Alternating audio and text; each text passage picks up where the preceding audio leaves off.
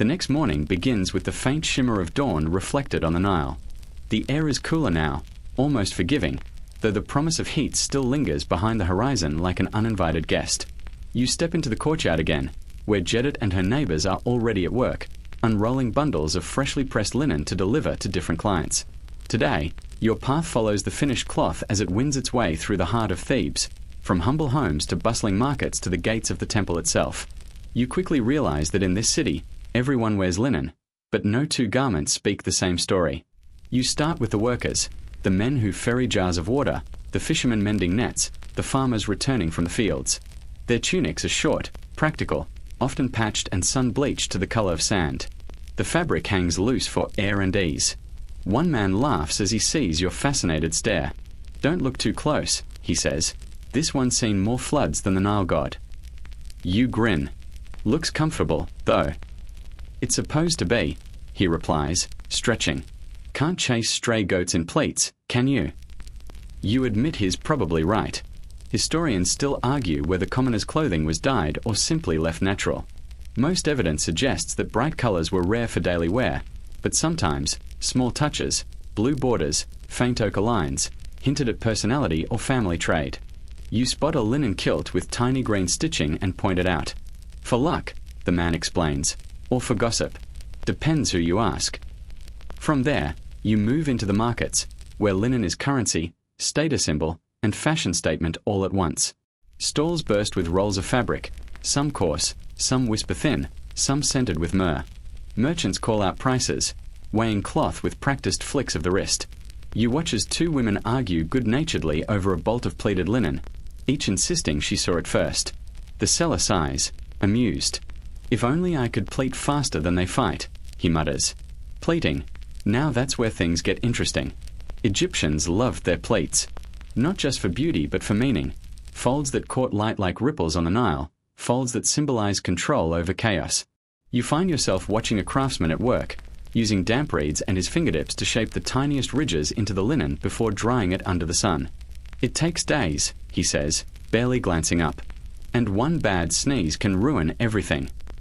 You try not to breathe too loudly.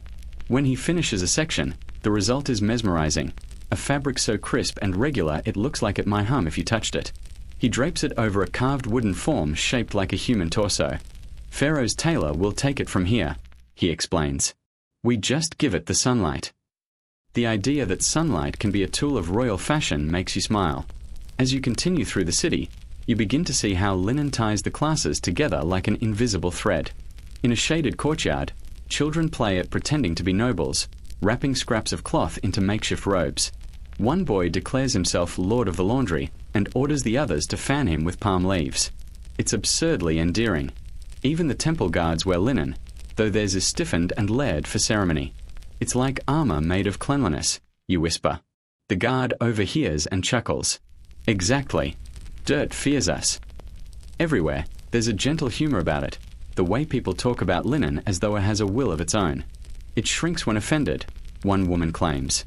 "It wrinkles when you lie," another jokes. You start to think they might not be entirely wrong. Then, as the afternoon stretches on, you find yourself in the outer court of the temple. Here, the linen transforms from clothing into holiness. Rows of priests glide past, their garments gleaming white in the sunlight, each fold flawless. They move like ripples of milk poured over marble. A faint scent of incense hangs in the air, sweet and dry.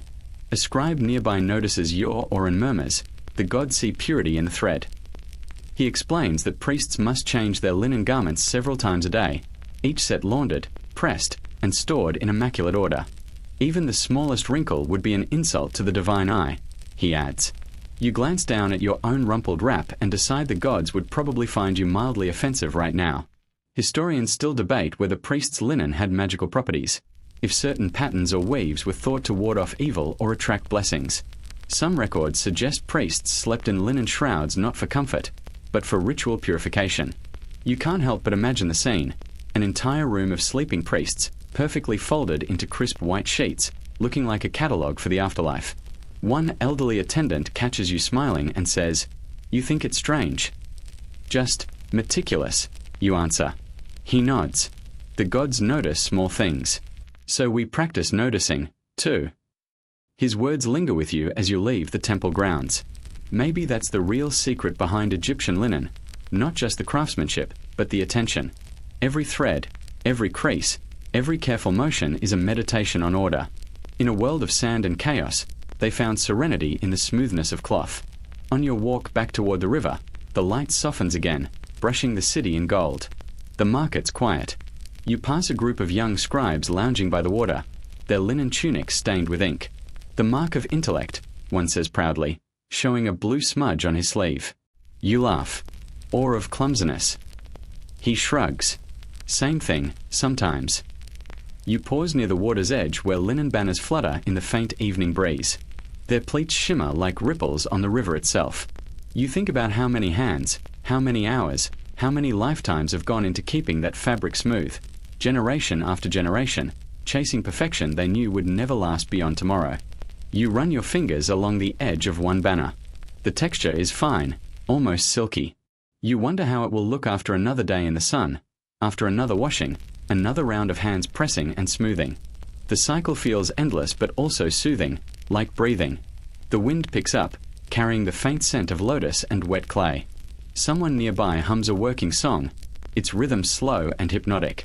You realize it's the same cadence as folding linen, the same tempo as rowing boats or grinding grain.